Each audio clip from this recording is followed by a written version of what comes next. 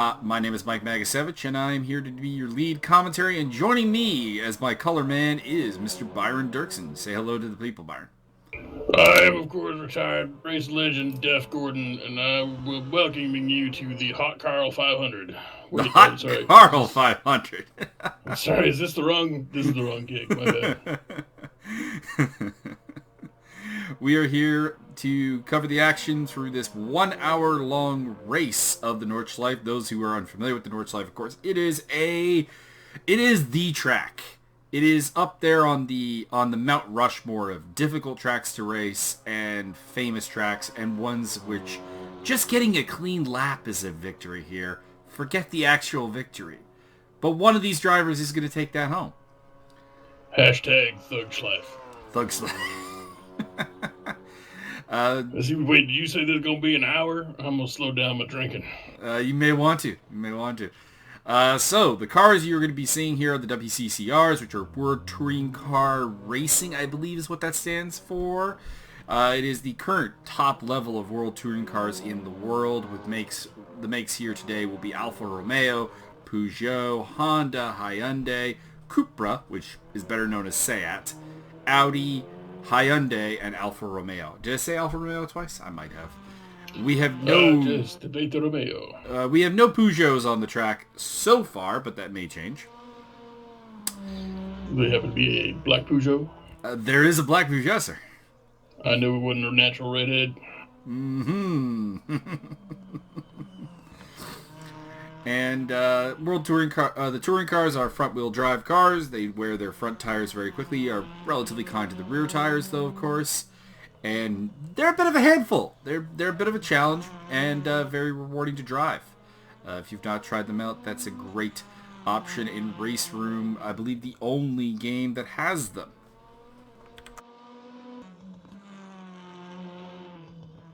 What about Ghost Recon? I mean, probably in Ghost Recon as well.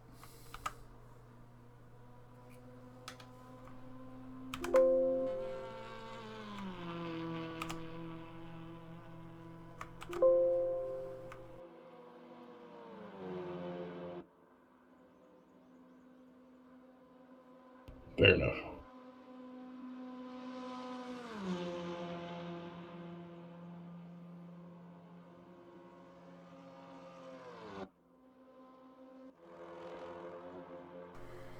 Championship will be decided here today with a lot of people still in the hunt, though Darcy Parkinson has the inside track as the championship leader entering today's action.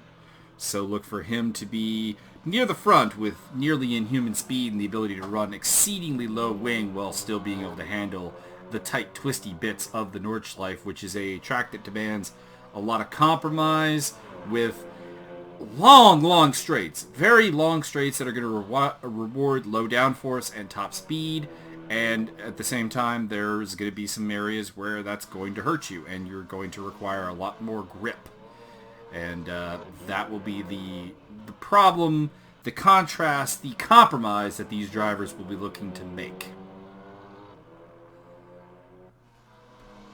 On your screen, we have Magnus Sternby having a pretty good lap here. He's 1.1 down after the first sector, which could potentially put him in for a front row start, maybe, although a car has gone off the track ahead of him, and that will... Whoa! Someone is losing it in an Audi down the hill. Hopefully he doesn't interfere with Mr. Sternby's run. Not overly. I think Sternby's okay.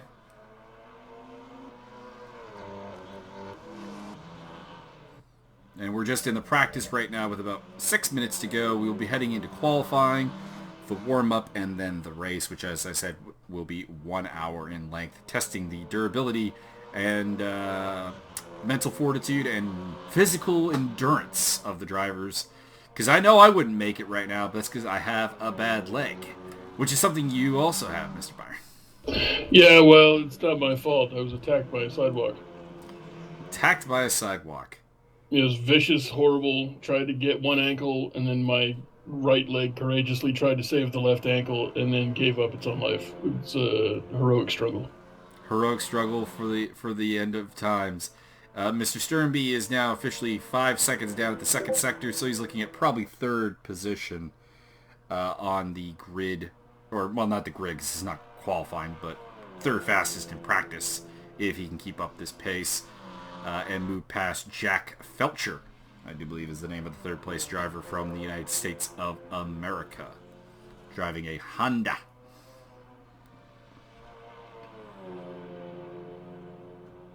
You're, of course, looking at these cars, and you will see many touring car legends' names displayed upon them. The beautiful liveries of the likes of Rob Huff, Yvonne Muller, Gabriel Tarquini, possibly Thiago Montero will be around these parts. Sebastian Loeb Racing will be represented here. And that will be very interesting and intriguing as we go through here as well. We'll give you a rundown on the championship in just a moment. Is it wrong that I want to start singing John Baker Jingleheimer Schmidt? I don't think anything really that you have ever thought is wrong in the Well, I don't know what in the grand sense of things, just in the political correct sense of things. Let's just say stuff that I've said out loud probably isn't technically wrong.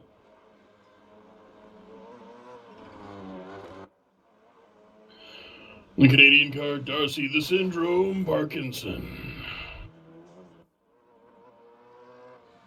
Darcy is our fellow countryman and championship leader. So go Canada. Well, if he wins, we break out and go Canada. okay, that sounds like a plan. And your boy from Alice in Chains, Sean Kenny.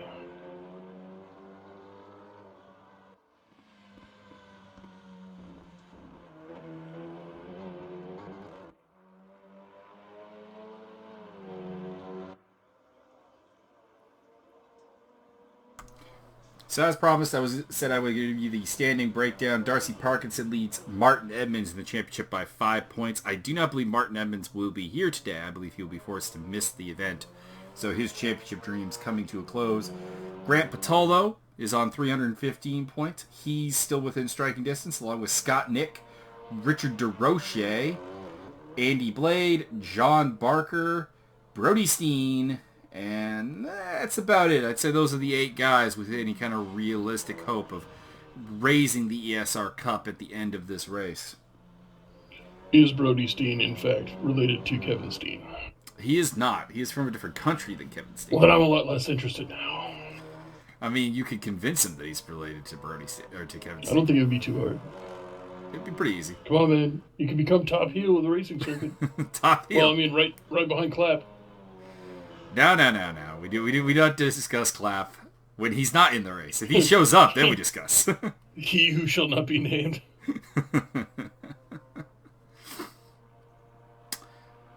Take the time to pimp out my own series here. Wednesday's Zero Racing Series has moved into partnership with ESR and will be racing on Wednesdays come 2019.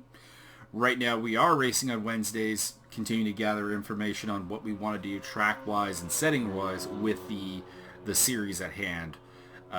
We will be racing this Wednesday at Motegi, and the cars of choice with the GT3s, as the server has a minor glitch on my end. I was going to say, my boy just went so hard in the paint, he is no longer existing within the realms of possibility. It's a little bit questionable at this point that he may be subterranean. I like them grass maps. Is that dandelion? I think that might be mustard seed over there. Oh, yeah. It's actually not a bad grass map for a kid. It's not. Darcy Parkinson is on track. It has already gone purple in the first sector, as if to say, this title is mine, boys. You cannot keep up with the Canadian. It's a one-tired, one-wheeled, flying purple people eater. I mean, possibly. And Scott Nick, not to be confused with Nick Scott. Just don't get that confused. That's true. That's a very important distinction as well. So Byron, what do you know as a somewhat non-racing fan about the whole Nordschleife thing? Is this something that has permeated beyond racing culture? Well, I tell you what, if you're not first, you're last. Baby Jesus might help you out. And Oprah Winfrey ain't got no magical powers. That's about it. So the Nordschleife is dubbed number one is one of the longest tracks in the world. As you can see by the race time, 7 minutes to do a lap of the place it's huge, which of course is going to put immense pressure on when it comes to qualifying because you're not going to get a lot of chances to actually put a lap time in. The track is of course located in Germany, and it has been dubbed by Jackie Stewart as the Green Hell. Why? It's pretty green, as you can see, and it is hell. The track has claimed a couple of fatalities over the years. It is really one of the historic tracks, probably the first or second most historic track in all of Europe. I mean, it's between it and the Monte Carlo race in Monaco that F1 does. You can legitimately make a living just racing this track. There are Nordschleife specialists like Sabine Schmidt who really just come into series. It's like, we're going to the Nordschleife. We're going to hire a driver who like specifically races it. That is how difficult it is.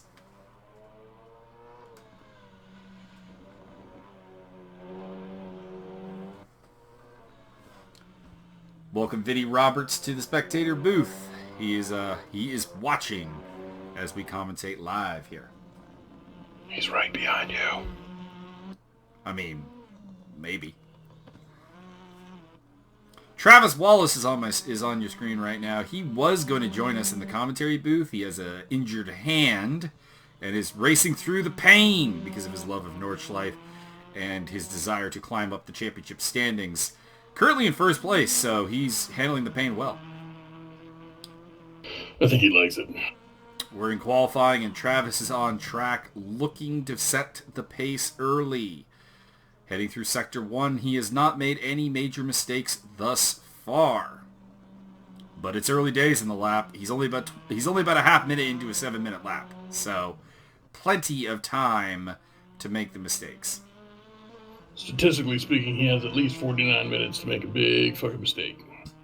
That's true. Not in qualifying, mind you, but that is true overall. He is driving the Hyundai of Ted Bjork, and I want to say, I've not been following WTCR that closely this year. It was the car of Yvonne Muller, but it was the Hyundai that I believe took the championship this season. So, theoretically, the best car on the grid.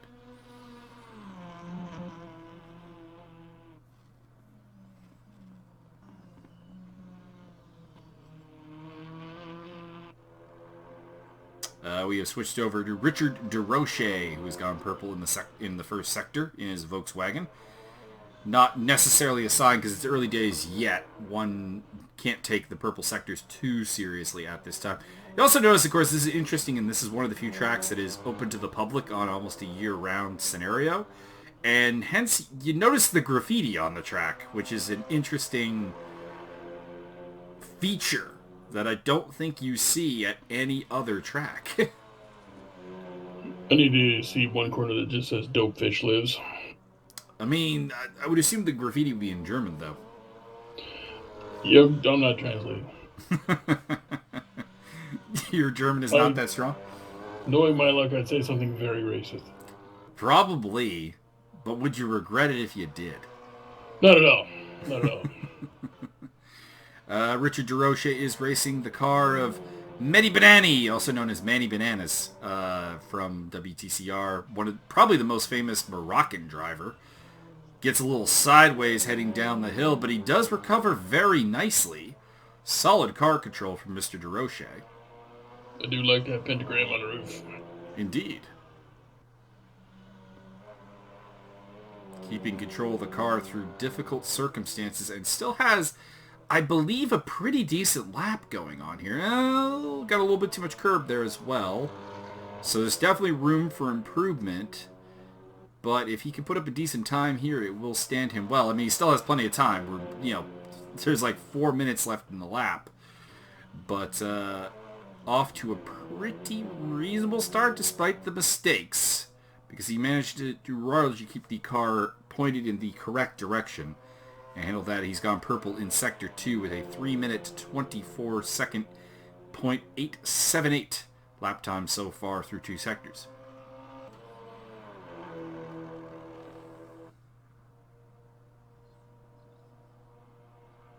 Also, if you hear my chair squeak, there's not really much that can be done about that. I have like some serious tinnitus going on in the leg, and so I guess I'll explain what's going on here. So the tinnitus is so bad that I can't actually sit in the chair properly. I think you mean tendinitis. Tendinitis, pardon me.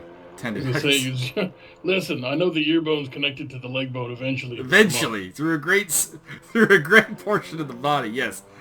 Tendinitis. The problem is that if I sit down, pain absolutely shoots through the leg and hip. So what I have done is I've taken a cell phone box and I'm literally sitting on that. You're out of control. It's propping the leg up so that it doesn't actually touch anything or take any weight on that section of the body. I've just taken the liberty of wrapping my whole leg in an ice pack. So, I mean... I've done that as well. We are the beat-up announce crew, that's for sure today. That's why I started drinking an hour ago. Don't lie to the people. Don't mislead the people into assuming that you don't just drink all the time. I don't drink at work. Just saying, it's not the injury causing you to drink. That's true. I do enjoy it. You do enjoy it. Gotta enjoy what you're good at. Yeah, if you do what you enjoy, you never work a day in your life, right? That's the case. Also, your boy, DeRoche just kind of went squirrely off the track. What the hell, man? A little bit. He is definitely losing the back end. Perhaps needs a little bit more downforce on the back side of the car to even it up. Perhaps a little extra junk in that trunk. I mean, that would potentially also work. But he is struggling, but he still has a pretty solid lap going on here. Like, the time, I think, is going to be good.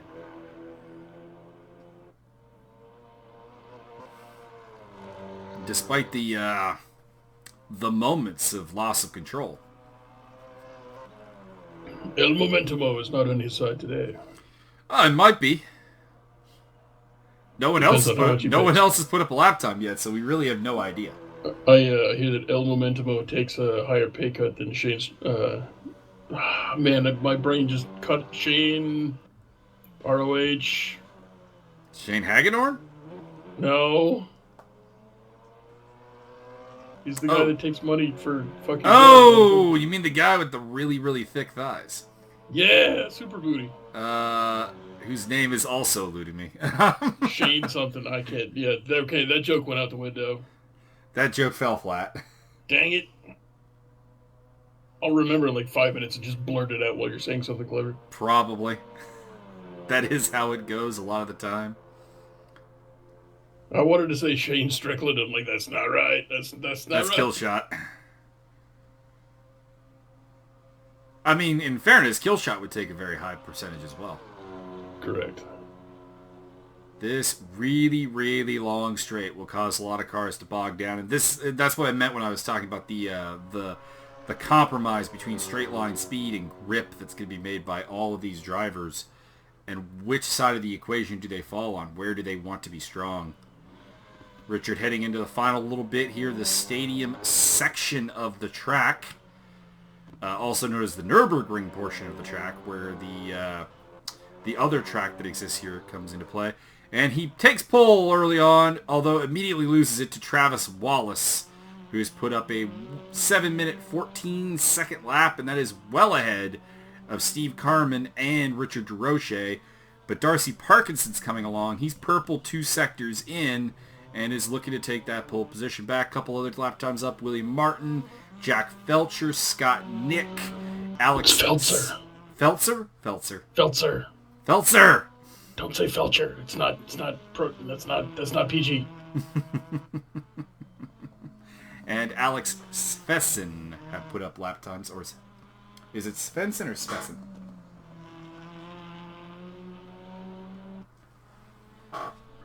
I believe the really the only question we have here is, what does Travis Wallace look like? I mean, we might have had the answer had he showed up for commentary purposes. That's very true. Grant Patolo just went second quickest, and Simon Redline Motorsports has put up the 8th quickest time as well. Great. Now I just want to go watch the movie Redline. You guys are dicks. Mm-hmm.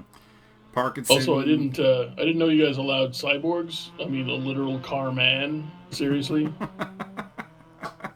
The rise of the machines is a real thing. Is that what you're trying to tell me? could be. I don't know. I mean, if you've seen Redline, there's a whole machine head joke to be made.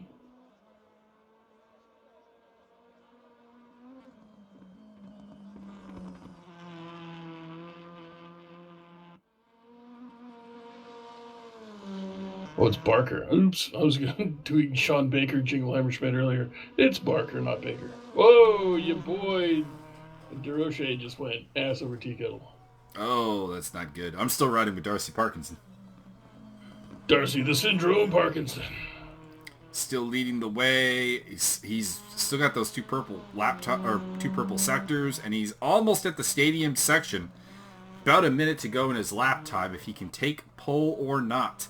Went a little bit wide there and got a little bit of grass though, so that's going to be a problem.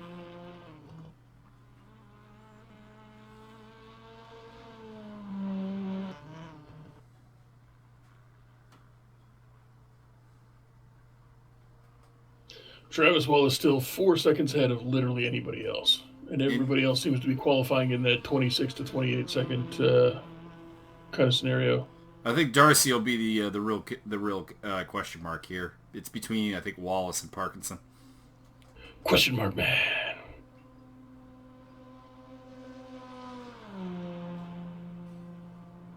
Should we call him the Riddler? You can. 5 different cars in the top 5, by the way. Hyundai leading an Audi, Cupra, Honda, and Volkswagen. Darcy's headed into the stadium section. Can he take the pole position? No. Because this will be his only chance. He's not going to have enough time to put up another lap time. And he comes across the line in second place. 0.3 of a second behind Travis Wallace. But I mean, what if he did put up another lap? He'd be clearly in the pole position. Mind you, Travis Wallace is just absolutely crushing everyone's dreams right now. He's 1.4 seconds to the good at the end of Sector 2.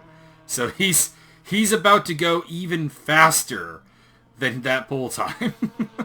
So you're saying we need to have Clapp come on and put a hit on him? I mean, Clapp would be a way to stop someone from achieving their dreams. He is a master of defense. That is certainly a way to put it. Just stating the facts.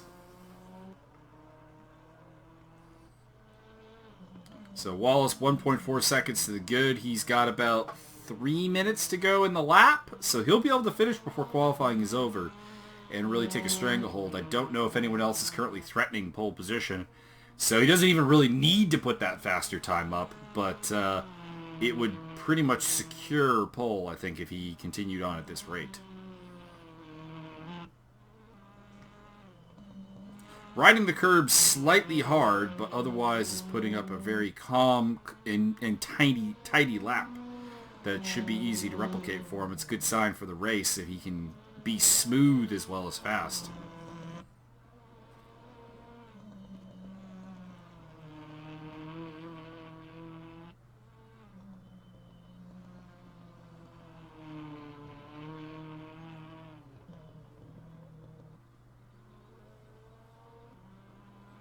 I just realized that I had turned off things that I thought I was turning on. I was wondering what the heck you're talking about, purple stuff. I'm like, I can't see any of that. Oh, it's all on now. There you go. Yay. All we need is good beer, John Deere, John 316, buddy. I don't know nothing about this fangled technologist type stuff. Except you work in the technology servicing field. I was going to say, if you want a cool story about me MacGyvering like a 10-year-old temperature sensor today, I'll tell you all about it, but I don't think the race people want to hear it.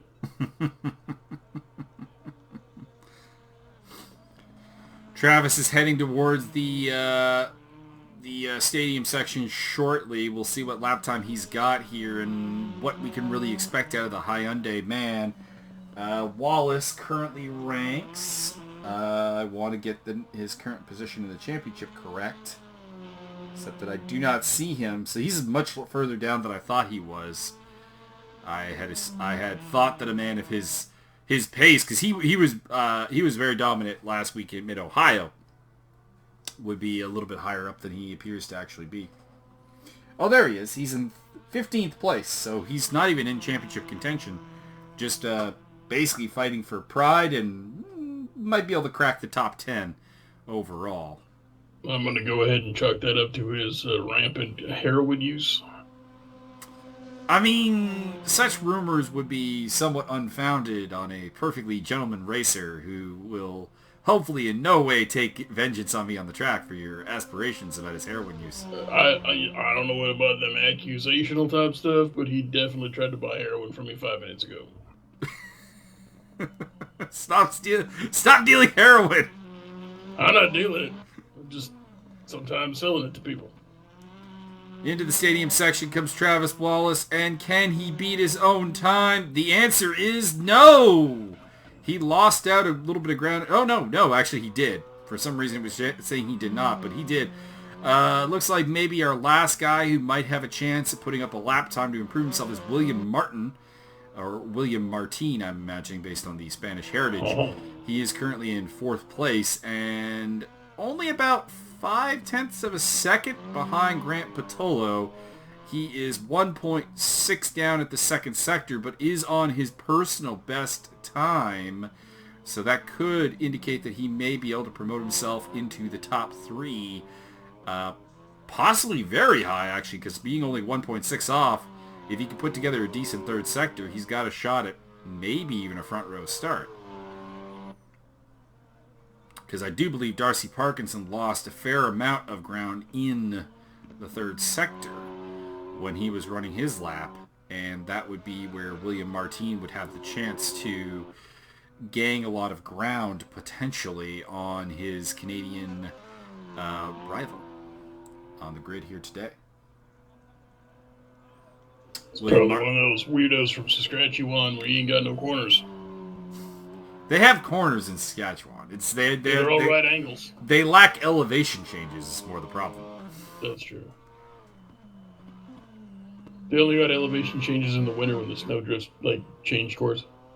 That's true. Or during the harvest time when you have big bales of hay. Yeah. And wheat. Don't get up on that big bale, you get a nosebleed. It's the closest thing you'll ever see to a mountain.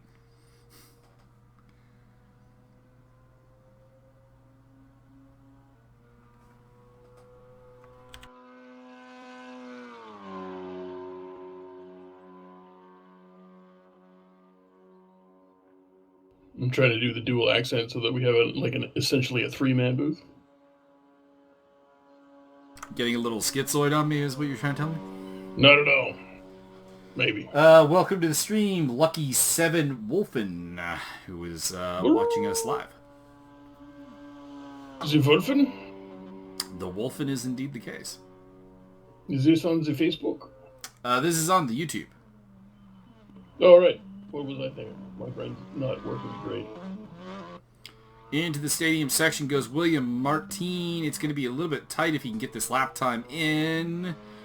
He's crossing the line now and does indeed move into 3rd place, supplanting Australia's Grant Patolo from the inside of row 2. John Barker is probably not going to be able to complete this lap, so I think I can safely say that the grid will be Travis Wallace, Darcy Parkinson, William Martin, Grant Patolo, and Jack Feltzer in the top 5.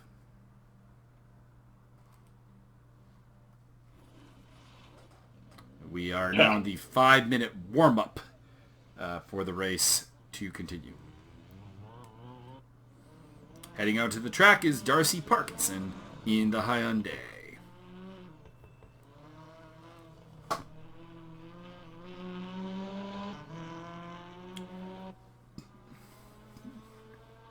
Do we have any early predictions for the race? Do we have anything that we're looking for? I believe we will probably see a bunch of people try and do good and then crash. I mean, I predict we're going to get at least 3 crashes over the course of this race. This is a very testing track, and there were definitely some cars that were having some struggles getting the cleanest, smoothest laps in. And you got to feel good about Travis Wallace's chances. He took pole by over a second, which is not a huge gap on this track. On most tracks, it would be considered a huge gap, but this is, of course, a 7-minute lap. So that's not an extreme gap, but it did seem like he was the most comfortable and the most smooth through the track. So I think that's the thing. When you're both the fastest and probably the most reliable, to not make a mistake, that's it bodes pretty well for Wallace to possibly dominate from pole. But of course, it depends on what kind of start he gets off here, and if someone can get in front of him heading into the first corner, that will complicate matters considerably. There is, of course, not enough time in warm-up to actually get a full lap time in, so we're just watching Darcy Parkinson, feel that out, feel how the car feels under possibly a heavier fuel load, maybe some adjustments that he's made to the car for the race. I know that there are some drivers who will lower the downforce for the race because the major passing opportunity on this track is, of course, that very long straightaway. And being able to defend yourself there is pretty key. We have the Alfa Romeo Sean Kenny briefly on track, although not sure what happened there. And Darcy Parkinson is heading back out for another attempt. Now, the interesting thing here, of course, is that people are going to try and go backwards through the warm-up because we're allowed to take this shortcut that you see here to get onto a timed lap because of how long the lap is. William Martin's Cupra is heading out on track, as well as Richard DeRoche's Volkswagen.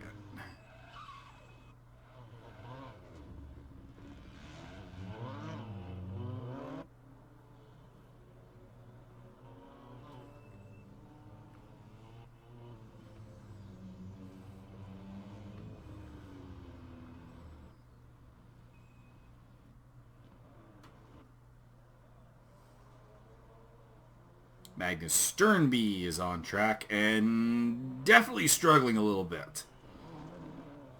Seems like he's really fighting with the front end of his Volkswagen. Probably should have taken all that PCP. Possibly. That would in some ways help you, in some ways hinder you. Very aggressive. Has a very aggressive start.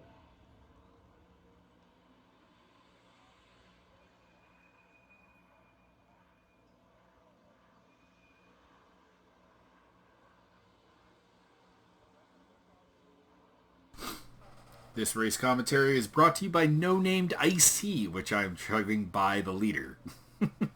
Oh, I have a liter and a half of, let's just call it wine and leave it at that.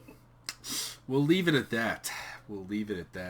Is this one of those scenarios, though, like my friend Scott throwing a giant garbage bag at me and, me asking what's in the bag, Scott, and his response being, let's just say it's a giant bag of weed, to which I responded, is it a giant bag of weed? To which he nodded and said yes. And I said, then why are we just saying it's a giant bag of weed? Well, I mean, plausible deniability is a powerful thing. That's not denying it, though. It's plausible. He didn't say what kind of weed. That's true, he didn't. Could have been thistles. It was not. Fair enough. At the risk of incriminating myself, it was not.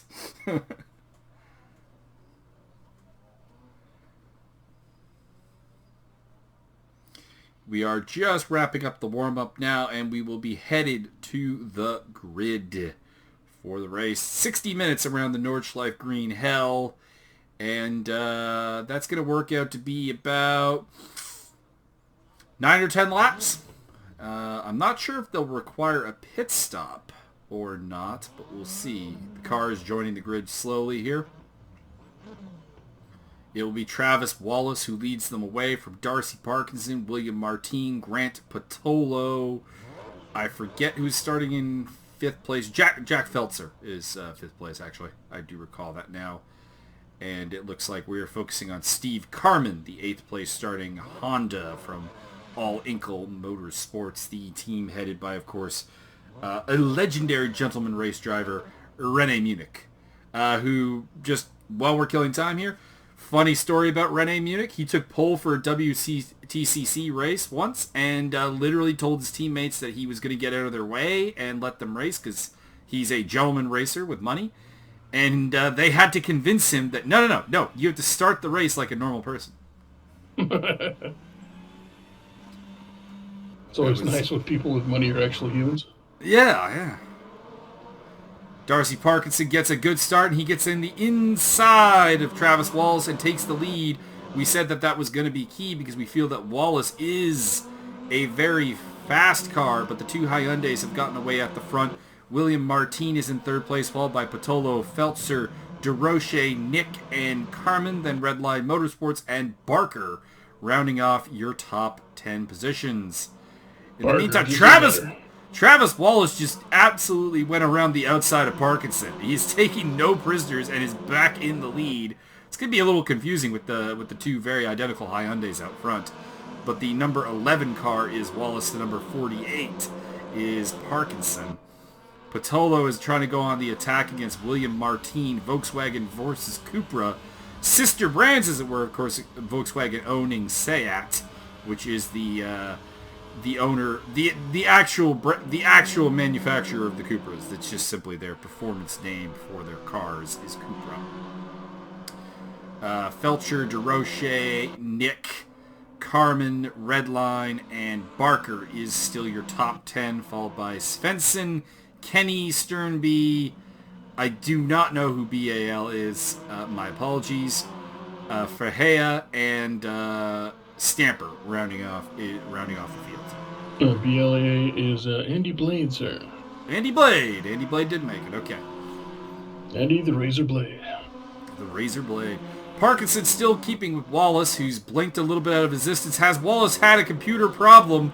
It looks like he's dropped down to 4th place, but it could be just that they're still trying to pick him up. Scott Nick is the man we're riding with now, and currently in 7th place ahead of Steve Carmen, and now drops up to Jack Feltzer,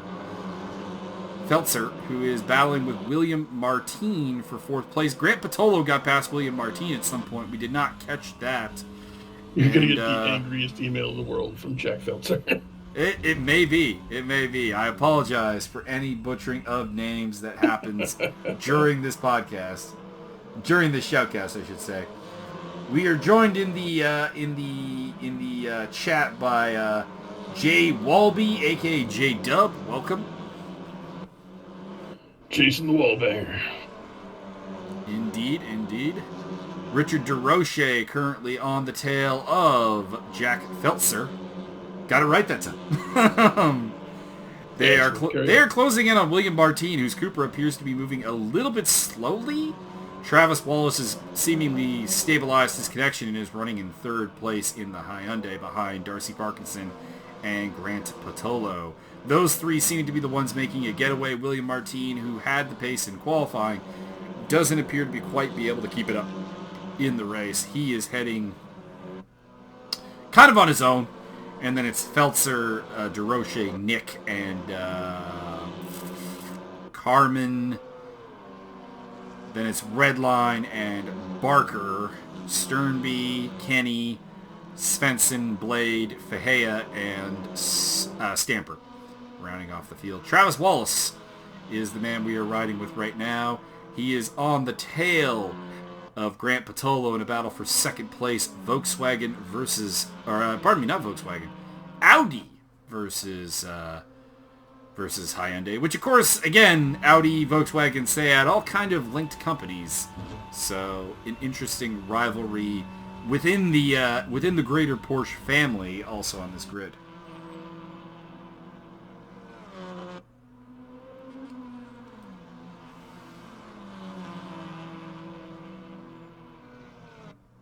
Wallace still all over the back of Patolo. He seems to be definitively the fastest car, but of course had that connection issue early on that has dropped him back to 3rd position.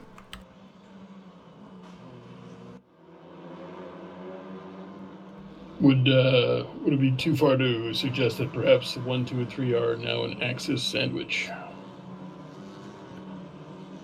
I believe it. I believe it's a fair statement. Excellent. Although the Hyundai is Korean, not Japanese. Is it? I thought Yeah. they were Japanese. No, the only Japanese cars on the grid here are the Hondas. Oh, well. What if they're North Korean? Still not part of the Axis, though. What if they're Southern North Korean? No, I don't know.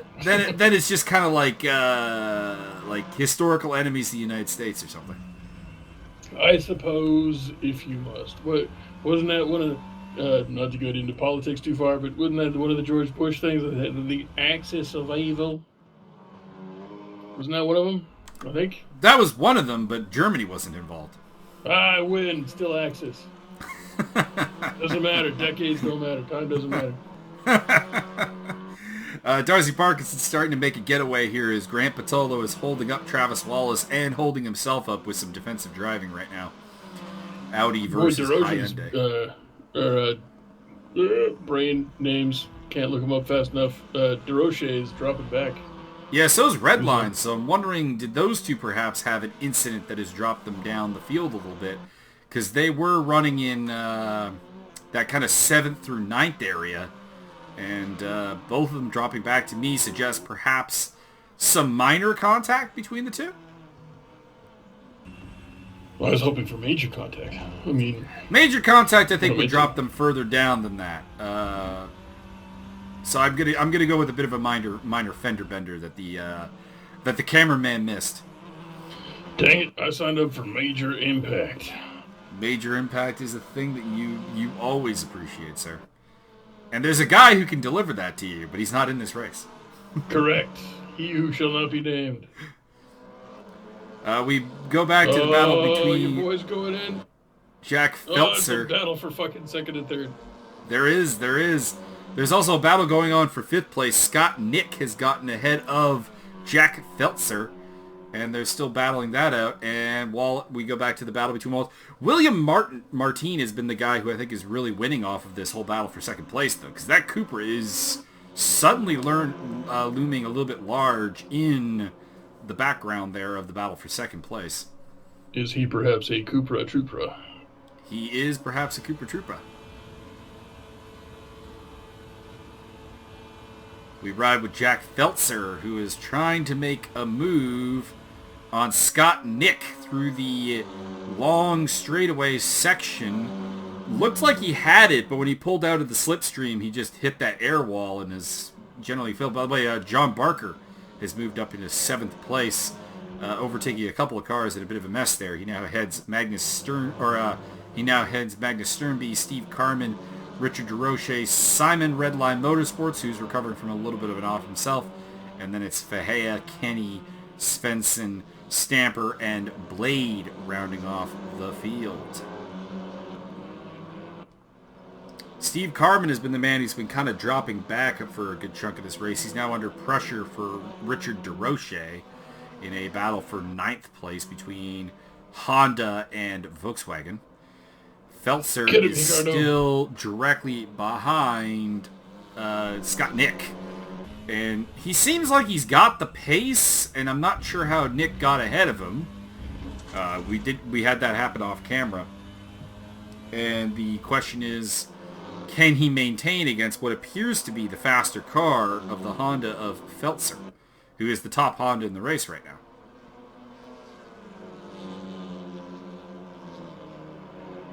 In the meantime, Travis Wallace at some point has taken over 2nd place, so we'll see if he can reel in Darcy Parkinson in short order to threaten for the lead, because he is gaining ground, but not at any kind of alarming rate.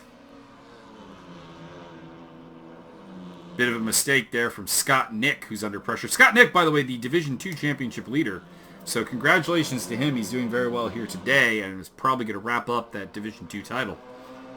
If he can maintain this 5th place position. Andy Blade has dropped back over a minute and a half back, so one has to assume that he's either elected to make a pit stop or has potentially damaged the car and is stopped out on track. We will see if we can get an update on that matter. Feltzer still putting the pressure on against Scott Nick. And a pass by Simon Redline Motorsports, moving back up into 13th position ahead of Magnus Sternby, who is slipping back and appears to have made a mistake because the gap suggests that he is off track and stopped as well. Richard DeRoche putting the pressure on Steve Carman in a battle for 8th position. Oh, we have a response from Andy Blade via the Steam Messenger. He has hit a wall and is stopped. The engine is dead. So Andy Blade's race has come to a close. Wah wah. Andy the Razor Blade has gone dull. We're down to just 2 Canadians now, Darcy Parkinson and Richard DeRoche. Jack Feltzer still putting the pressure on Scott Nick, and the man who's getting involved in this now is the yellow Honda of Steve Carman. A battle of, or not Steve Carman, pardon me, John Barker, the other Honda. Richard DeRoche in the speaking of Steve Carman, he loses a position to Richard DeRoche with a bit of a physical inside move by the Volkswagen driver into 8th position. I believe the nomenclature of the day is rubbing may or may not be racing. I mean, rubbing in touring cars is definitely a part of racing. That is for sure. Still on the attack is Jack Feltzer. We are approaching the 1/4 mark of the race.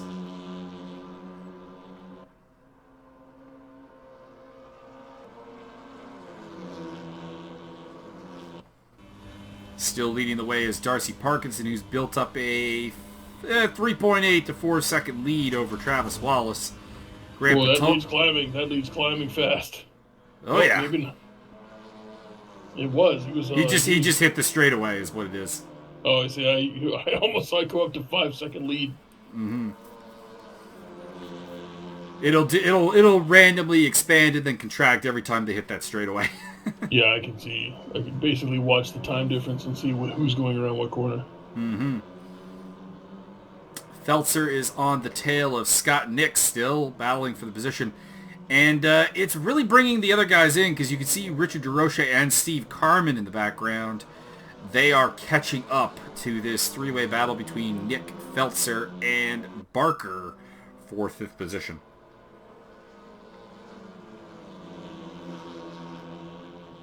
John Barker with the very unique DHL liveried Honda. Tracking on the back of fellow Honda driver Jack Feltzer and the Volkswagen of Scott Nick. Currently, I've got to say that I'm completely disappointed with this whole field of racing. There's not a single Gulf Oil livery in the entire bunch. If you say so. Parkinson's lead has been reduced to about 2.9, 2.8, 2.7. It's closing. Travis Wallace is putting the pedal down to the metal at this point.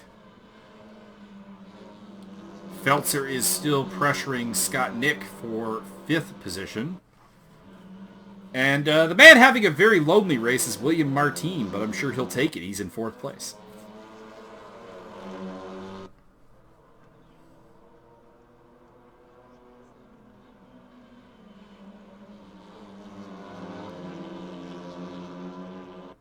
I suspect that both Bo Stamper and Alex Svensson have possibly had mechanical difficulties that may have ended their race, along with Andy Blade, judging by the fact that their gaps are literally the same.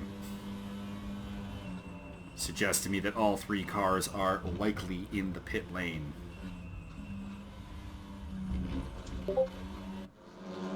Insert "this is the pits" joke here. It may, in fact, be the pits. Pressure is on Scott Nick, though, very hard. Jack Feltzer and John Barker are all over the back of that Volkswagen, putting a ton of pressure on him for a top 5 position.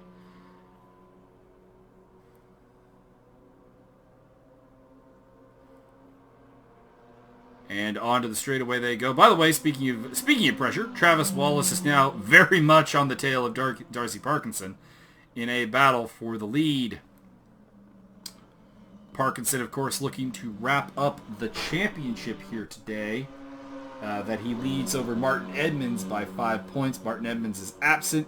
Grant Patolo, Scott Nick, Richard DeRoche, Andy Blade, John Barker are all here and all theoretically alive, but of course Andy Blade is out of the race, and Richard DeRoche is more or less caught up in a midfield battle where you can also find John Barker as well. So it really does appear that this is Parkinson's championship, and does that affect how hard he defends against Wallace for the win?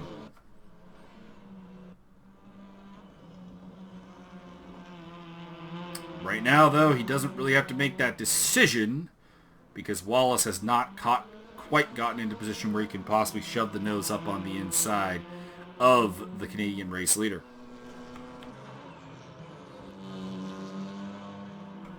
That being said, a mistake by Jack Feltzer has allowed John Barker up into 6th position, which I believe is the highest that the DHL liveried Honda has been in so far today.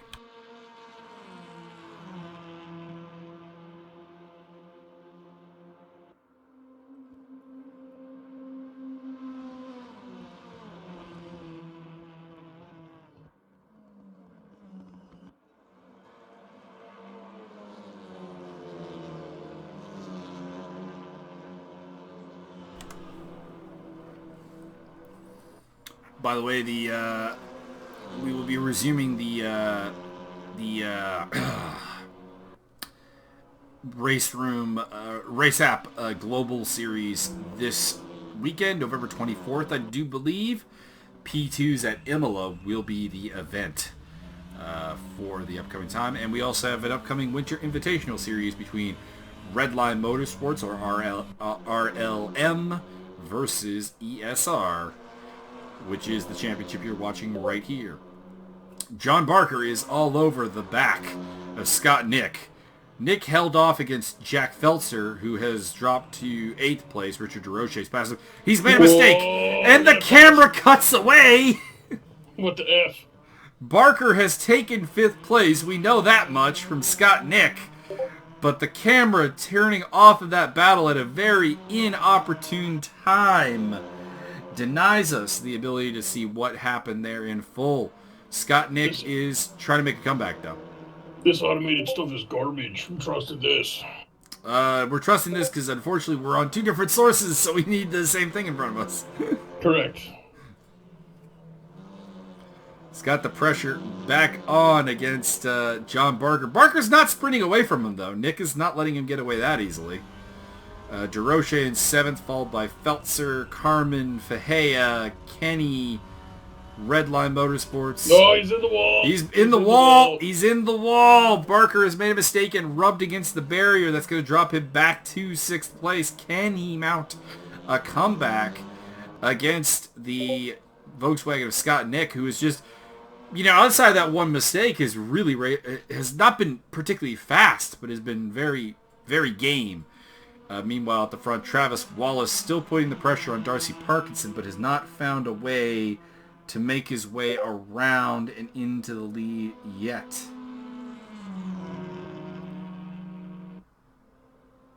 I'm just saying, you got 2 cars that are completely white. 3 cars in this whole race that are completely white with no pizzazz whatsoever. Somebody could have picked the Gulf Oil livery. There, stunningly enough, is no Gulf Oil livery in the WTCR. I don't want to hear that kind of blasphemy. It's very, very disappointing. I am disappointed. In that regard.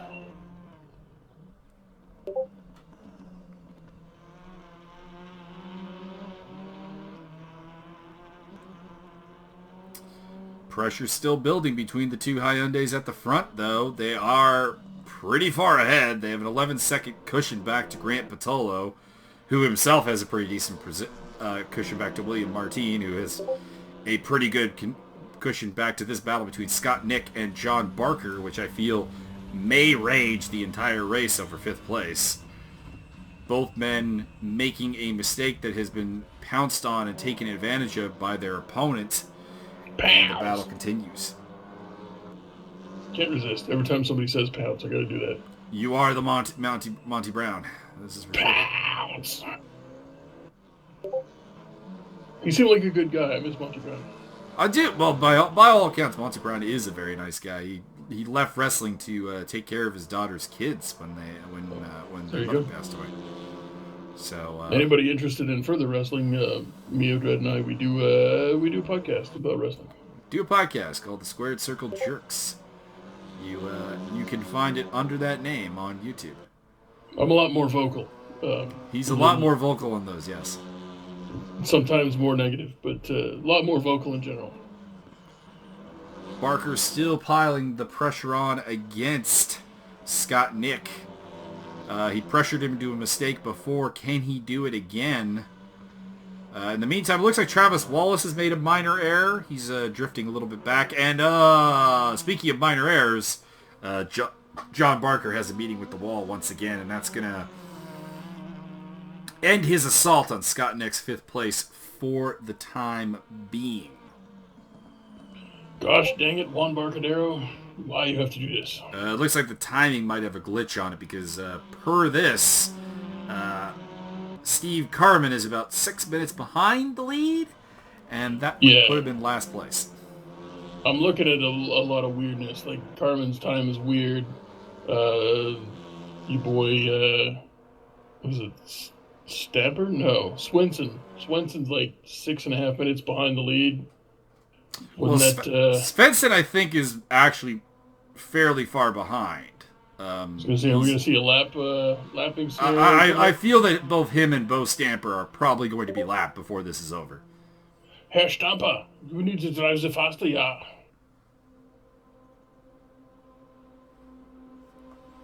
I apologize for the Discord sounds in the background. I forgot to turn that off.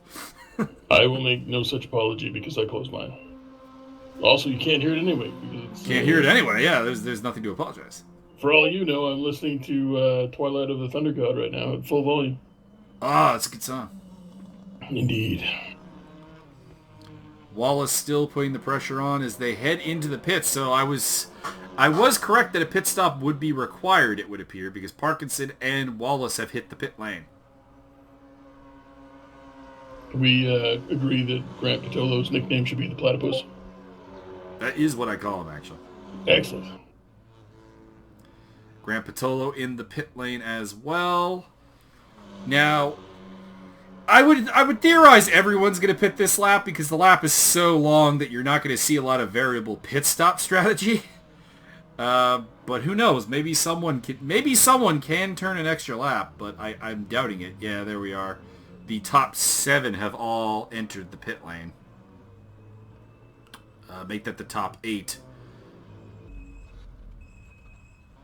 Although it appears that Jack Feltzer made a mistake heading into the pit lane and has lost 8th place to Steve Carman. First man out of the pits is Darcy Parkinson. Or was it Travis Wallace? Did Travis Wallace just jump Darcy Parkinson by 16 seconds in the pit lane? That seems unlikely. How on earth did that happen? That pit crew, someone drug test the pit crew because that is some ridiculous time. Well, I don't know what you're seeing, but I'm seeing Grant Patolo, like, out front. He's currently being chased by William Martine and is not out in front. I have Travis Wallace showing his in front. As a horde of cars have exited the pit lane. Jack Feltzer, who lost a position heading into the pits. That's a tight inside turn. There are definitely some pit crews that need to be congratulated here, and one of them is Jack Feltzer, who's jumped up into 5th place again, off of the pit stop. Fantastic work by the number 63 crew. Their driver made a mistake heading into the pits, but he got out way ahead. Well, not way ahead, but he's promoted himself from 9th to 5th in the pit stop. Travis Wallace has somehow taken a 15-second lead. I don't know how that happened. Did he short fill? Is he trying for a 2-stop strategy, perhaps? And if he is, I mean, this does jump him in the lead, and we were talking about how he was the pole sitter and how he had the fastest time and how he had a pretty smooth lap and was only really making mistakes in behind Parkinson. Does a two-stop strategy work for him if he can run away with it by a long shot? I'd like to point out that your boy DeRoche has gone from, 11th place back up to 6th and is closing in on a top 5 finish.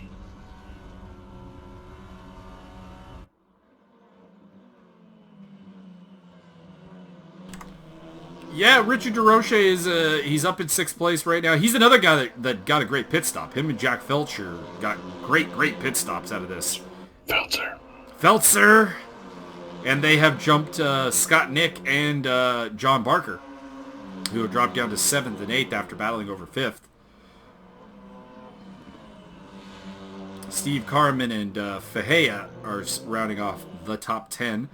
Someone went off there. Barker went off, and that's going to promote Scott Nick to 7th place. Barker's kryptonite appears to be pressure from Scott Nick. I'd like to ask the relevant question: what happened to Stjernaby? Stjernaby seems to have not taken part in the race, or what's going on here? Magnus Stjernby. That's a good question. Where did he go? He did start the race because we had 16 cars at the start, so it appears that he has DNF'd the race and left the server, and thus is no longer classified. What a quitter. You know who we have somehow not seen the entire race is the Alfa Romeo of Sean Kenny, who's in 11th place. Sí, de Beto Romeo. He has not been featured in any way, shape, or form throughout this affair. DeRoche putting the pressure on Jack Feltzer for 5th place. And they have Scott Nick right on their tail. Scott Nick, who got jumped in the pit stop and is looking for a little revenge. This could get ugly. There's a little rubbing. Here it comes. There it is. There's a little rubbing going on right now between Jack Feltzer and Richard DeRoche. We ride on board with DeRoche. He's being held off for now. Tight. But it is tight through the twisty bits of this track.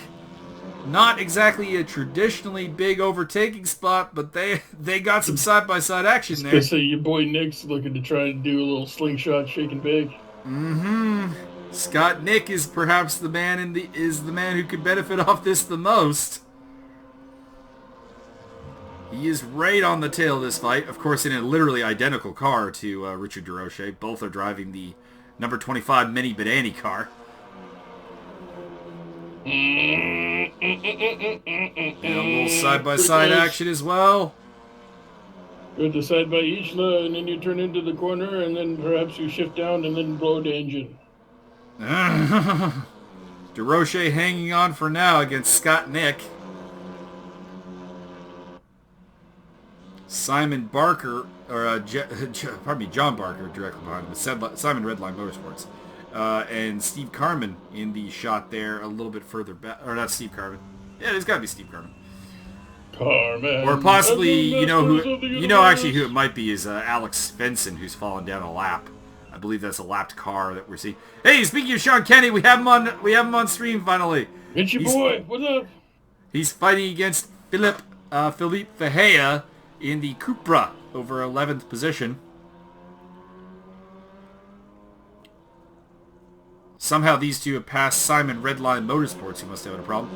Richard DeRoche's got the pressure back on Jack Feltzer, who's made a mistake and gone very wide. Might have hit the wall as well. He's back under pressure from the two Volkswagens directly behind him. It's been an adventurous race for Mr. Feltzer, that is for sure.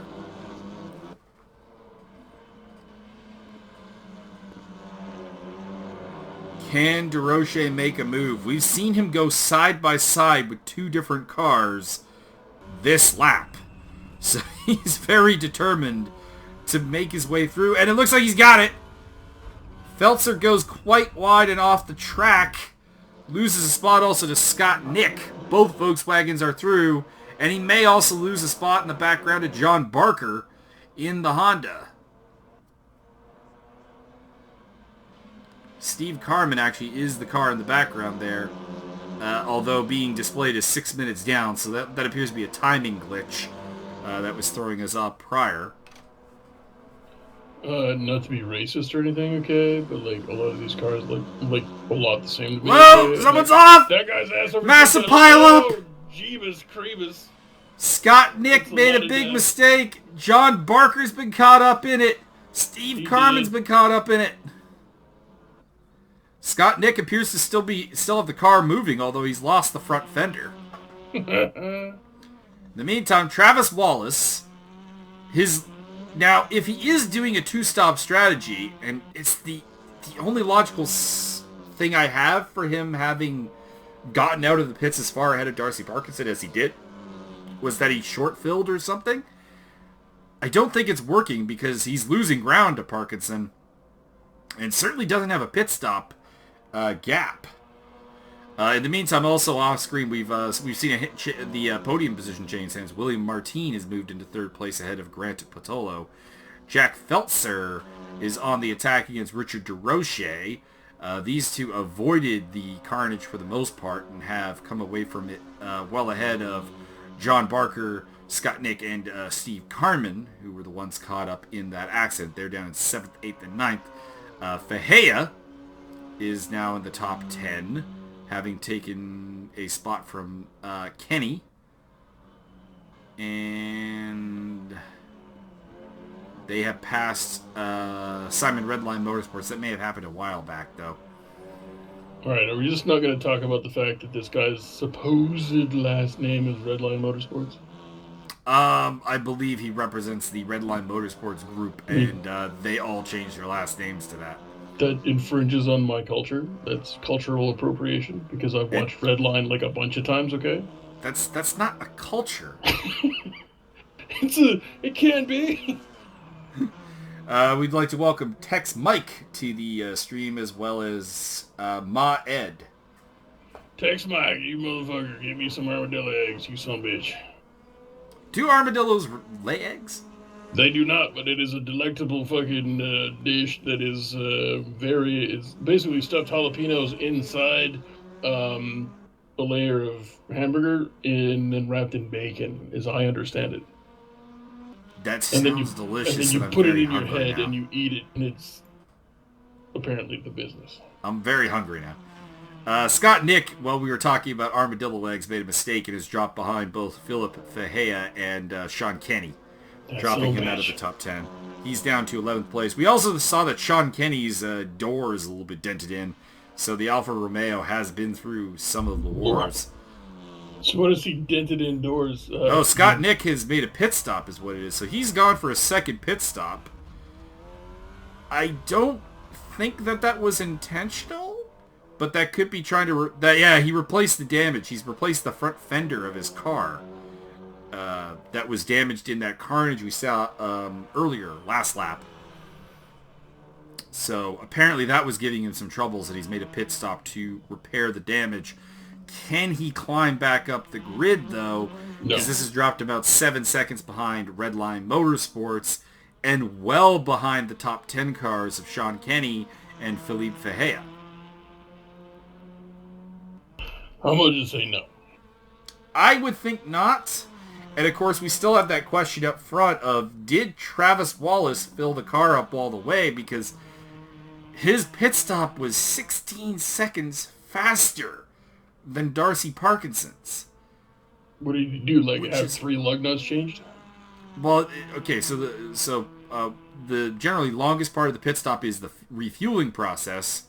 So I'm wondering if he cut the fuel short and is trying to do a 2-stop strategy, or he just carried a lot more fuel at the start and thinks he can make it on one with a smaller refuel. These are possibilities. And he would be... I would have to assume that the second is the case, because if he had a sugar dog biscuit less fuel, he'd have a lot more ground made up over Darcy Parkinson. Either that or Darcy the Syndrome Parkinson is that damn good, and you're not anywhere close to 10 seconds ahead of him. He said watching the time climb up to 10 seconds. Because the gap was 16 seconds when they came out of the pits, yeah. So Parkinson's actually taken 6 seconds out of him. So yeah, exactly. So if your car is that much lighter, you should be going that much faster, and therefore, I don't think that's the case.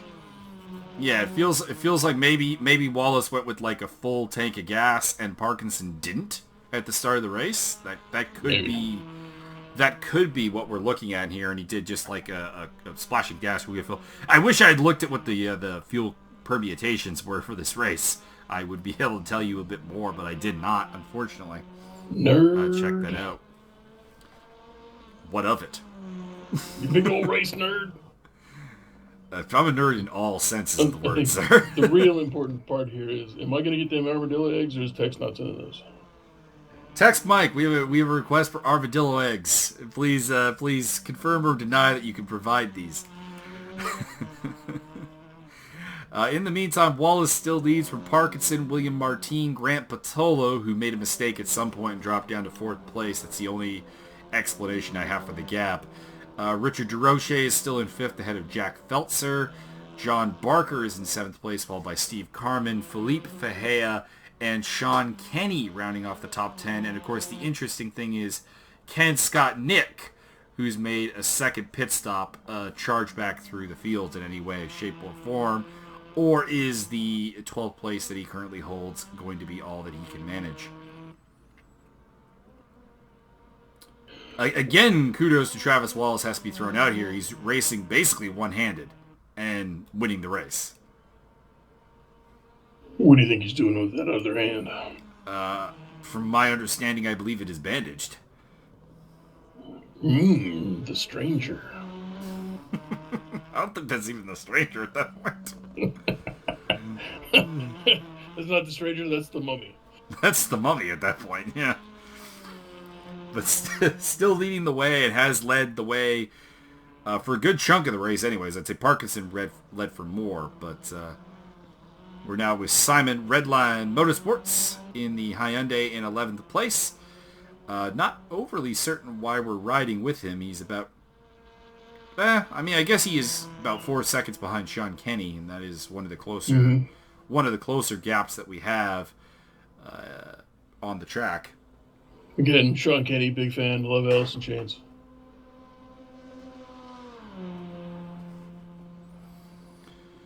Travis Wallace seems to have halted the bleeding from Darcy Parkinson and has climbed the gap back up to 11.3 seconds. The mystery continues, though. Does he have enough fuel to reach the end of the race?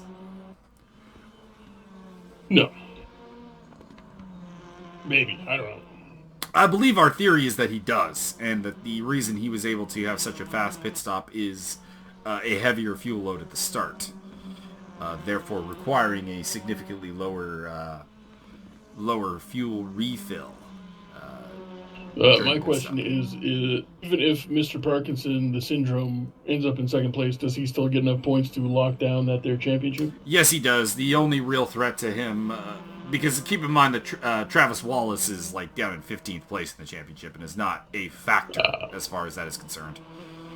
The factors in the championship are as follows. We have Grant Patolo, who's in 4th place.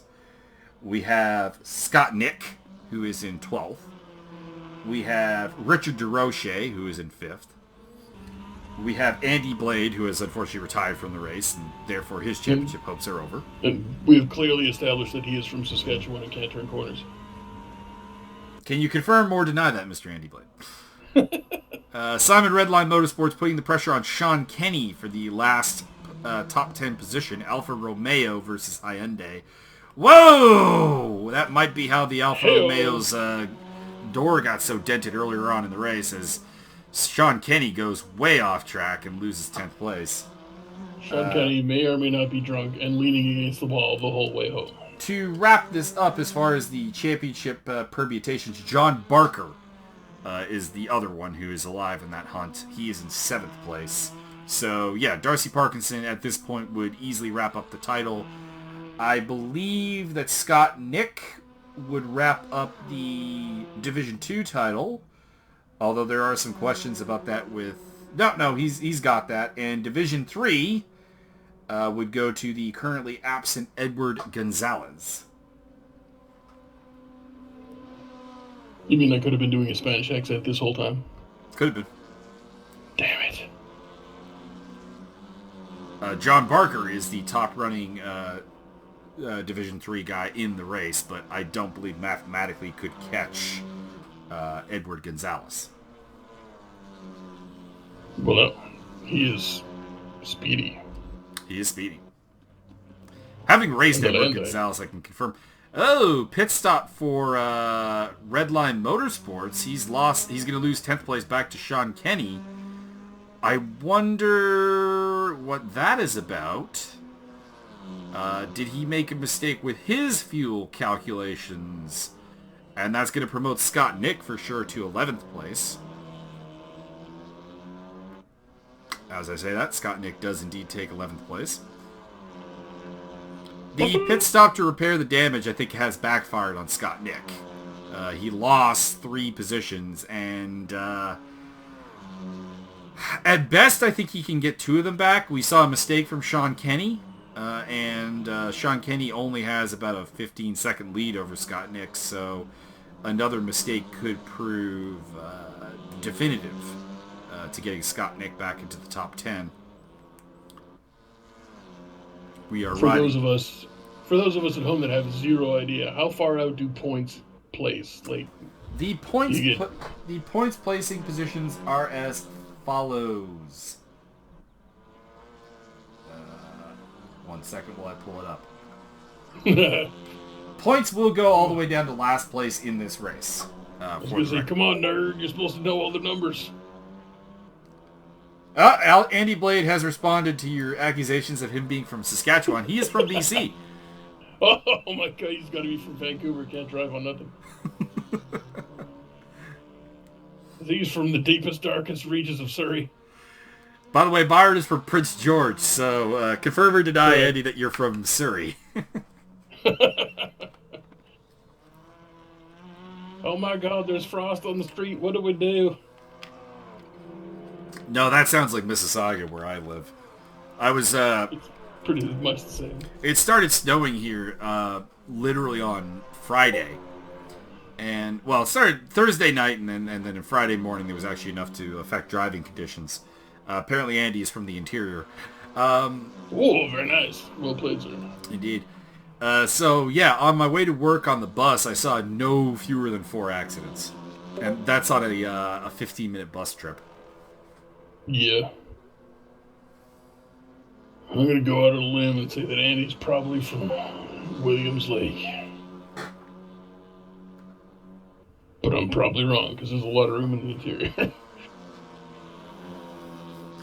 Andy is threatening to hunt you down next time he's in the area. Bring the noise! I got guns. And you're very large as well. Yeah, I got guns, and I got a lot. Oh, dude, I ordered a new knife. As if I didn't have too many already. There is no such thing as too many knives. That's true, because, I mean, zombies always keep coming. And I don't like zombies at all. I hate the whole reference to zombies, so I don't know why I made that comparison. Zombies are so boring. Not a really big fan of zombies either myself. I do not watch The Walking Dead. The gap at the front is down to 11 seconds, but it seems like it just keeps yo-yoing about from 9 seconds to 12 seconds. So no real ground being made up by Darcy Parkinson as far as getting the victory here. John Barker is putting the pressure on Richard DeRoche, though. Or is that that's not Richard DeRoche's car? No. That's Jack Felcher's. Pardon me. Felcher. That's what I said. I said Felcher. Did you? I did. You might have. I don't. I'm just. This may become a drinking game. I'm not gonna lie. Listen, if you're watching this later. Wait, no. If you've already got to this point, it doesn't matter. God damn it. Start over. Start the video again. And every time he mispronounces Mr. Feltzer's name, you got to drink. I don't know why I'm battling with that name so much. I do, you pervert. That has nothing to do with it. Very little to do with it. Thank you. It's nothing. John Barker is all over the back of Jack Feltzer. Oh, yeah. No, say that the other way around. It sounds really good. The battle for 6th place continues on. There's really not much happening in the top 5. It seems to have largely stabilized with nothing really for stake. Richard DeRoche, a fantastic second half of this race to get into the top 5, by the way. Sean Kenny has dropped to 12th place. We missed that. He either has made an additional pit stop or made a mistake. He has lost a spot to Scott Nick and also Simon Redline Motorsports. They are now up into 10th and 11th place. John Barker is still putting the pressure on Feltzer in the battle for the top Honda spot. It's Feltzer. That's what I said. Yeah, I know. I'm just doing it now. That's now the bit. That is now the bit, okay. Steve Carman is the third Honda and is in 8th place. So the Hondas are all pretty close together. Although Carman has dropped back about... Actually, I have no idea how far Steve Carman is behind because his timing is still glitched. But I do not see him in the background, so he's dropped off this battle. John Barker doing very well for a Division 3 driver, it must be said. Carmen is about 25 seconds behind Barker, according to the webpage. Okay. Yay, 3 monitors.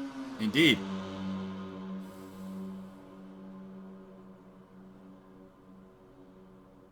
Well, the problem for me is when I'm recording Oh, this... it looks like, well, I think Wallace... Did Wallace just go into the pits? Wallace might have pitted, well, yeah. Well, I have hiccups. That gap is closing very, very fast. Tweet. So we may have been right that oh, we got a couple of cars heading into the pits. I don't know what's happening anymore. The timing is so weird. There are... I think, you know what? I think maybe Wallace hit the wall or did something weird because Parkinson's like a second behind now. Yeah, he may have made a mistake. I did see it looked like Feltzer and it looks like Martin and DeRoche pitted. So it looks like a number of cars are making a second pit stop. Steve Carman is coming into the pits now as well. Interesting, because the first pit stop came almost at the halfway point of the race, so it's a bit weird that these guys are going for 2 pit stops. But that might have been how the fuel worked out. Listen, Mr. Automated Camera Device, I don't give a shit. The lead is being decided by half a second. There you go, we're on the lead. Jeebus. Wallace leading Darcy Parkinson by just a half second, 0.4 of a second now. Suddenly, things have gotten real. Dun, dun, dun, dun, dun, dun, dun, dun, dun, dun, dun. We have referenced the injured hand of Travis Walls, but does that affect his stamina towards the end of the race? Because no, but the high grade opioids, Mike. He's looking very ragged right now. God. What is happening? He's losing that back end a lot. The grip is just not there right now. The opportunity is there for Darcy Parkinson, but does he go for it? For a guy who's currently taking home the championship, does he just play it safe or does he really go for it? He's about to go down with a syndrome. Because the way that Travis Walsh's car is behaving, that's a dangerous car to pass at this point. Yeah, well, welcome to BC. Welcome to BC. Everything goes back to BC. Look, I'd rather have you in front of me so I can see what you're doing. Oh, the battle is on, though, between the two Hyundais. Parkinson's still looking for a way around. He led most of this race, lost the lead at the pit stop, and by a lot, it should be mentioned, has made that ground up because we believe Wallace hit a wall at some point, is our guess. Something. He had like a 10-second lead, 11-second lead, I saw. 11-second lead, yeah. And it went down to nothing quick. So, I don't know what it was. It probably wasn't major, but it was something for sure. Mm-hmm. And that has opened the door up for Darcy Parkinson, your champion-elect, pretty much guaranteed to win the championship just based on the positions of everyone in the race right now. Just kind of has to keep his nose clean, which is why I was bringing up the do you pass a car that appears to be having some struggles. I would definitely wait till a major straightaway at this point because Mr. Ballhacks may or may not be all doped up on heroin. Might be the heroin, might be some kind of other opioid as well. He's probably mixing them T3s with the straight grain alcohol. He's riding the curbs pretty hard, and that's dangerous when you've been losing the rear end of the car like he has been. Well, he's been doing that since the practice round. Oh, I know, but like I think that if you're struggling with grip on the rear end, that's just making it worse. Which you also have to think, because a lot of the time with the front wheel drive cars, you don't change the rear tires. So if he's on the original set of rear tires still, I mean, they may be wearing out. I would say that's a fair assessment. Oh, and he pushes Parkinson into the wall. Foul. Not intentionally, but definitely a thing that happened right there. Party foul. A little bit of a party foul there. Parkinson's still on his tail. I mean, we're talking nine, almost 10 minutes to go. We're gonna get one lap, maybe 2 laps. Can Wallace hold it on the track? I'm starting to wonder. He looked very smooth in the practice, despite the aggressive curb strategy. But way off the track. Yeah, a little bit of a moment there. That happens at that turn quite frequently. But right now, it doesn't look like the rear end of Travis Wallace's car is getting exactly great grip. And it's causing a lot of problems right now that could open the door for Darcy Parkinson to win the championship in style with a victory around the green hell. Nail right in the coffin. That would be the nail in the coffin. That would be paying royalty checks to Mr. Vampiro. Correct. Shoutouts to Vampiro. For the rest of the grid, Grant Patolo has taken third place back from William Martin. We saw that Martin made a pit stop, and I'm wondering if Grant Patolo just did not, and that has caused the switch in position. Richard DeRoche is in 5th place ahead of Jack Feltzer. John Barker is in 7th, followed by Steve Carman, followed by Philippe Fahea, Scott Nick, Simon Redline Motorsports, and Sean Kenny. We also have 3 cars that are lapped. We've confirmed that Andy Blade is out of the race, and I believe Bo Stamper and Alex Fenson are also out of the race. But if we can get confirmation on that, check the control panel. It should actually tell you if they're running or not. Let's see. Andy Blade, Alex Svensson, and your boy Stampa are not currently being monitored by the website. So that means that they are in the pits, and that suggests that they are all out of the race. Sean Kenny is currently 80 seconds behind 11th place. He's very much on his own at this point. But there's a pretty damn big gap between 4th and 3rd. Not let alone 3rd and 2nd. Mm-hmm. About a half minute apiece. Well done, Platypus. Well done. Carved out a niche in the ecosystem. Travis Wallace has managed to start to get away from Darcy Parkinson again after, we'll call it a rough defensive moment. It was a questionable yet approved maneuver. And they are now heading on to what'll probably be the final lap of the race, unless they could put it up a faster than pole time lap to get onto another one. So the 6 clock minutes flat. Here we go. Yeah. So Parkinson's got 1 lap to go. He's behind by 2.2 seconds, and his chance to win the championship in style is closing right now. And Travis Wallace, I do believe, won at Mid-Ohio, so this would be his 2nd win in a row for him in the main races. He's what we like to call a late bloomer. Yeah, late push in the championship from Travis Wallace for a top 10 position. And I think this is really the only battle on track really worth talking about for the remainder of this race, although I was going to say Simon Redline is not too far behind Scott Nick, but most of this race Scott Nick has been faster than him, so it makes sense that Nick should probably widen that gap, if anything. Although, as I'm saying, this is closing quite a bit, actually, to under 6 seconds. We ride with John Barker Not overly certain why. He's taken 6th place away from Feltzer. Feltzer's gone off the track. He's lost a spot also to Steve Carman. So Feltzer appears to have had a moment and has dropped back from 6th to 8th. Feltzer. We'll see if Philippe Fehea can also get around him and improve his position to 8th place. It'd be a hell of a coup for Fehea, actually, to move up, because he's been kind of not really anywhere for pretty much the whole race, and is like climbing into quietly making his way into a decent top 10 position.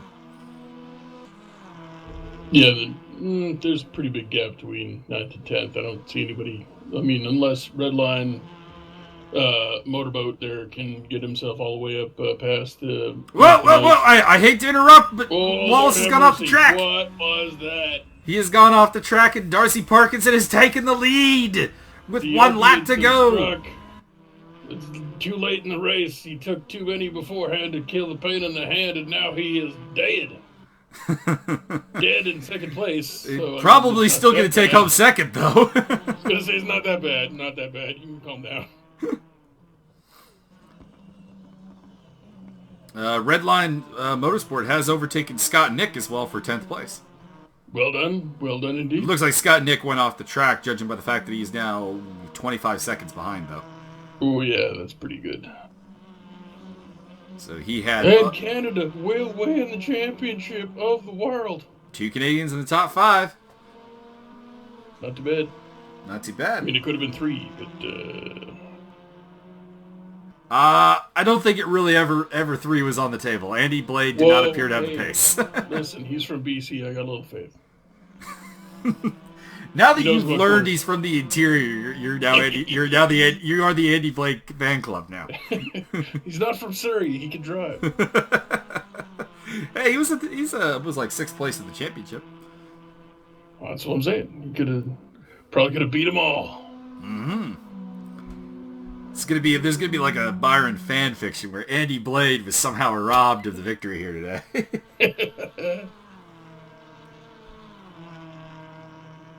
He was an underdog. He could have gone so far, but no, the wall jumped out and bit him. The wall moved and hit him. Son of a bitch. It's an AI glitch. Travis Wallace is closing the gap, so I mean it's not over. Yep. Although what does Travis Wallace look like? Check your rearview mirror. Check your rearview mirror because he's right there. In the meantime, Philippe Fehea is catching up rather quickly to Jack Feltzer. We were saying how Fehea's had like this really quiet race that has slowly turned into something really cool. By the way, that Cooper livery, I do love that Cooper livery. The gray ghost there, yeah. Yeah, very cool. And Philippe Fehea is on the charge. Can he take 8th place off of Jack Feltzer? It would be the highest he's been in this race, and it's a good time to be at your highest position in the race. Well timed indeed. Hey, Feltzer has a little bit of a mistake, and Fehea is through into 8th place. In the meantime, back at the battle for the lead, Travis Wallace has closed it to less than a second. It's down to 7/10. He has got 2 minutes to go, which doesn't seem like much because it's the same lap here, but that's like 2 laps on a regular track. So he's got time. He just needs to stick these apexes. But that car is still moving around a lot. The tires appear to be towards their last legs, but you can't imagine Parkinson's are tremendously better either, though. My new burning question is, will Fehea be making paella? I will ask him. Excellent. Travis Wallace still on the charge. The pole sitter would love to turn this into a victory. He's got the gap back down to... Oh, no, that I think... Oh, that's a lot of squirrels in that battle. That'll I think, be the end of the battle there. I think that has given the win to Darcy Parkinson. A little bit of the caster's curse there with 1 minute to go. Parkinson leading the way now by a pretty comfortable margin, 3.5 seconds or so. Actually, might be the largest lead he's had in a while, to be honest.